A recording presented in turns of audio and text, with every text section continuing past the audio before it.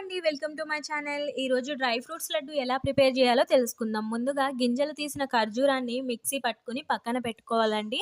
ఇప్పుడు ఒక ప్యాన్‌లో నెయ్యి వేసుకొని బాదం, కాజు, పిస్తా, వాల్‌నట్స్ ఇవన్నీ గూడా వేసుకొని కొంచెం వేయించుకొని పక్కన పెట్టుకోవాలండి. ఈ లడ్డు అనేది చిన్న పిల్లల దగ్గర నుంచి పెద్దవాళ్ళు, ముసలి వాళ్ళ వరకు ఎవ్వరైనా సరే ఈజీగా, సింపుల్‌గా తినొచ్చండి.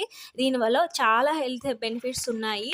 మన బోన్స్ అనేది పటిష్టంగా తయారు చేస్తుందండి ఈ లడ్డు. అలాగే హెయిర్‌కి సంబంధించిన సమస్యలకు కూడా ఇది బాగా పనిచేస్తుందండి.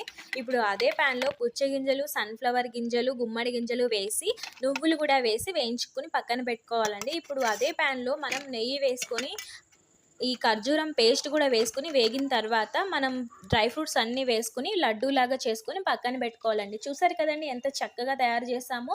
ఇది వీడియో గనుక మీకు నచ్చినట్లుంటే లైక్ చేయండి, మీ ఫ్యామిలీకి షేర్ చేయండి. అలాగే నా ఛానల్‌ని సబ్స్క్రైబ్ చేయండి.